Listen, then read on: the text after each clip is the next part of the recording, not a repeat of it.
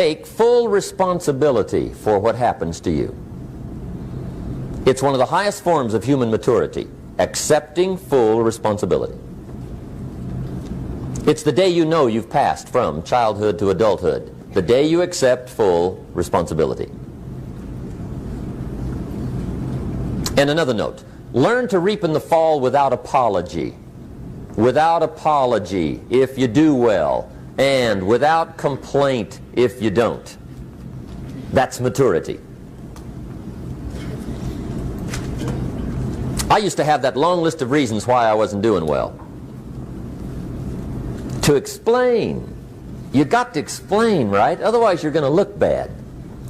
I used to have this funny list called Reasons for Not Looking Good.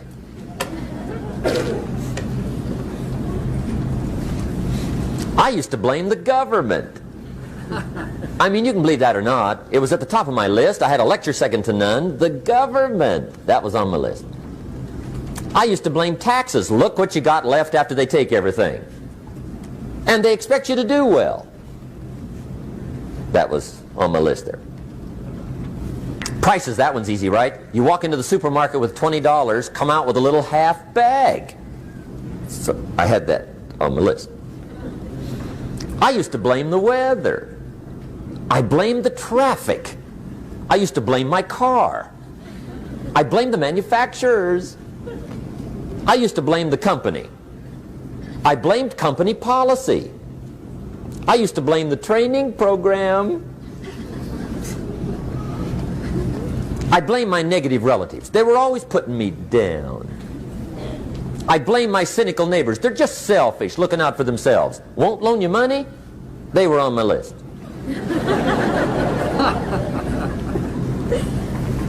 I used to blame the economy. I blamed the community. That's a pretty good list for not doing well, isn't it? I thought it was good. I'll never forget one day, Mr. Schoaf was very kind, but he was also very blunt. And this was no exception. And I'm glad he was blunt. There's a lot of things I'd have missed if he hadn't have been blunt. One day, with sort of a curious look on his face, he said, "Jim, just out of curiosity, tell me, how come you haven't done well up until now?" Excellent question. I thought, well, so I won't look too bad, I'll go through my list. And this list I just gave you, I put that on him. And he was very patient. He let me go through the whole thing, the government, the weather. I went through this whole thing. When I finished, he looked my list over very carefully. He said, "Mr. Rohn, big problem with your list. You ain't on it." How brilliant.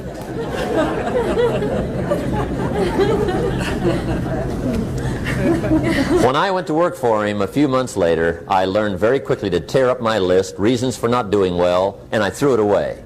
And I got me a fresh piece of paper. And I put one word on it. Me. There's a Black Heritage spiritual that says, "It's not my mother nor my father, nor my brother nor my sister, but it's me, oh Lord, standing in the need of prayer." See, I used to blame everything outside. And then let me give you a little philosophy that helped turn my life around. For your notes, here it is. It's not what happens that determines the quality or the quantity of your life. It's not what happens. And the reason is because what happens happens to about everybody. No different. The sun went down on all of us last night. A common event, a happening. And I found out that the same things can happen to two different people. One gets rich and one stays poor. Why is that? It's because it's not what happens, but rather it's what you do that changes everything. So that's a key phrase. It's not what happens, it's what you do. What happens is about the same. You might put that in parentheses here. Same. What people do, that's what's different.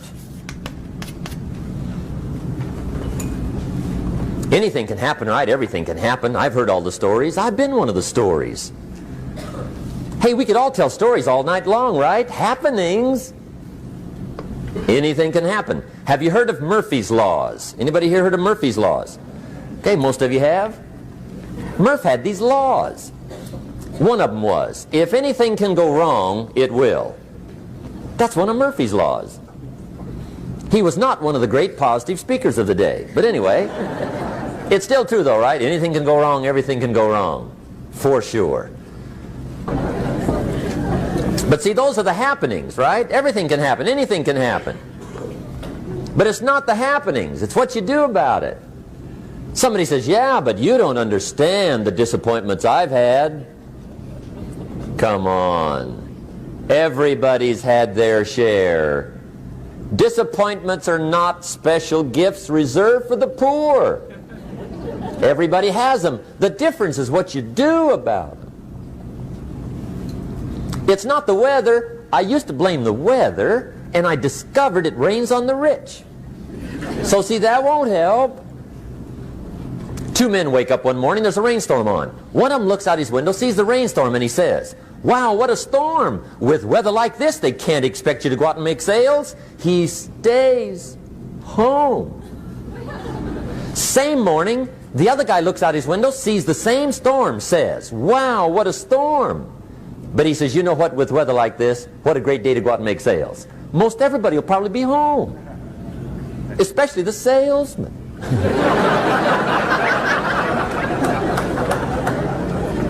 See, that's the difference in how your life works out. It's not what happens, it's what you do. So here's one of the key questions of the evening. Starting tomorrow, what are you going to do that'll make a change in your life's direction? Good question. What are you going to do starting tomorrow that'll make a difference? Now see, if you don't do something starting tomorrow that'll make a difference, guess what? It's going to be the same. And see, that way you can guess what the next 5 years are going to be like. Look at the last 5. Because the next 5 are going to be like the last 5 unless you, major key, tomorrow, change it all. Or change a little, or change something, or don't change. It's choice time. You can do whatever you want. But it's nice to know any day you wish you can change your whole life. What can you do starting tomorrow that'll make a difference? Good question. What can you do with economic chaos, massive disappointment? What can you do with a broken heart? What can you do when it won't work? Good question.